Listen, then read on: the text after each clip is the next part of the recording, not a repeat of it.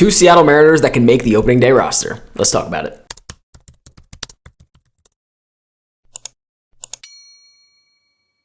So with opening day right around the corner, I wanted to discuss two players that have the potential of making the opening day roster, just due to some other factors, as well as they are just proving themselves this spring training as somebody that can be really contributing to the 2025 Seattle Mariners. One of these may be a little bit more of a hot take than the other, because a lot of Mariners fans are on board with the one player I'm going to mention in this video. But first, I wanted to start off with the first player being Miles Mastrobuoni. Now, I know a lot of you do not really factor in spring training stats, but in my personal opinion, there is a point where they do matter, because when you look at a guy like Dylan Moore, who is supposed to be having a pretty big impact on this team in 2025 from just being an all-around utility player, as he's just coming off a Gold Glove year, and as well as be competing for the second base position to start opening day, he is really not proving himself this spring. Demo, in 35 plate appearances this spring, only has 2 hits, both being singles, with 8 strikeouts and a 63 batting average. Now again, this does not come as a surprise, as we basically do know what Demo offers from the offensive side, but at the end of the day, hitting 63 in spring training, being I think 10 days out from opening day, is not a very good sign. Now, the reason I bring up a guy like Miles Mastrobuoni, who obviously a lot of Mariners fans probably laughed at when we traded for him for cash considerations, but the reason I bring him up is because he is basically another utility player. In his career at the major league level, from a defensive standpoint, he's played second base, third base, shortstop, left field, right field, and just overall outfield. And now let's be real, from another standpoint, is that during his MLB career, he has not been very impressive. He has not played in too many games. It's about 119 MLB games he's played in throughout his career, with a 56 WRC plus, a negative .5 WAR, and a 219 batting average. Now, the one thing that's very interesting when looking at his spring training stats, his career stats, he has a 20.2% K rate as well as a 7.7% walk rate. But so far this spring, in 25 plate appearances, so obviously a very small sample size, but he has a 12% walk rate and only a 4% K rate. He also is hitting .429 with 5 RBIs as well. So the reason that this is one of the more hot take decisions is because Demo is really struggling. You cannot really run a guy out who is hitting 63 in spring training. I don't care if it's spring training or not.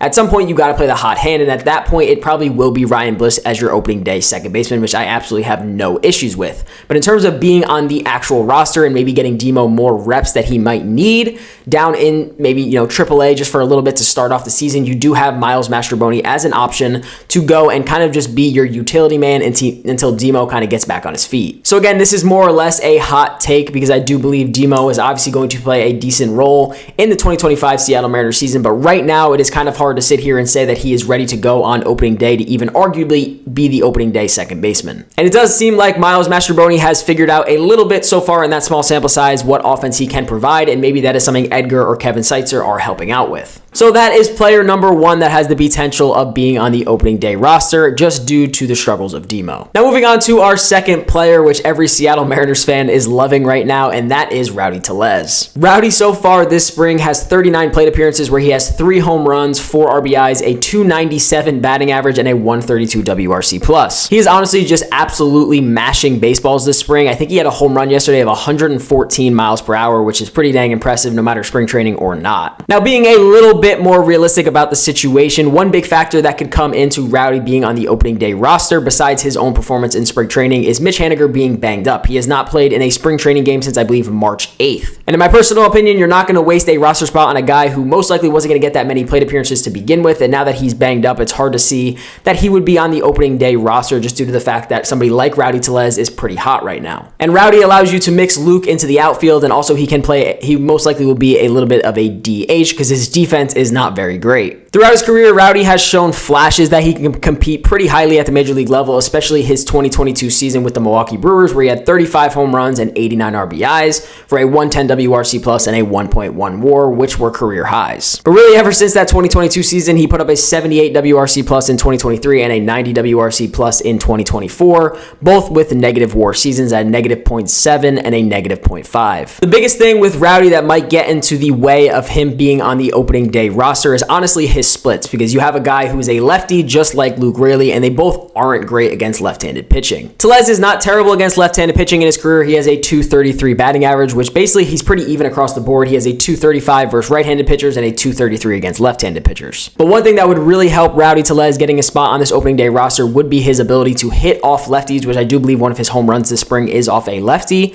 So he can do it. It's just a matter of, I think he would get a lot more playing time if it were to be, if he were to really capitalize against lefties. But one other interesting scenario where Rowdy Tellez could get some ABs for the Seattle Mariners in 2025 is during high leverage pinch hit situations. And the reason that I say that is actually pretty interesting because in his career, he has 193 ABs in high leverage situations where he has 10 home runs, 74 RBIs, and a .259 batting average, which is one of the highest compared to his low leverage and his medium leverage. So I could very easily see Rowdy, maybe a slow offensive game from the Mariners standpoint, come up in an important situation where the Mariners need maybe a 2-run home run or just a single, whatever the case is, coming up into those high leverage situations and performing and getting the job done. Like I said, his defense is pretty brutal. Throughout his entire career since 2018, he has a negative outs above average and a negative FRV every single year he's played first base. But nonetheless, a guy that has definitely caught some eyes on him after this spring training performance he has put on, especially coming off. Basically, he signed a minor league contract with the Seattle Mariners, and now he does have the potential of being on the opening day roster. And honestly, I do think he deserves it, especially with Mitch being potentially injured. So these are two guys that I cannot sit here and obviously guarantee that will be on the opening day roster, but two guys that have definitely opened up some eyes this spring training, especially with, like I said, the downfall as of right now on somebody like Demo, who's really struggling this spring, which is really unfortunate because he was basically in the argument to start opening day at second base, but I honestly think Ryan Bliss has deserved that, and maybe Demo just needs some more reps at the minor league level before coming up, maybe just later in March or early in April, but just to get some more reps. But please let me know what you guys do think about these two players potentially being on the opening day roster and their performances this spring. Otherwise, I hope you guys did enjoy the video, and I'll see you guys in the next one. Peace out.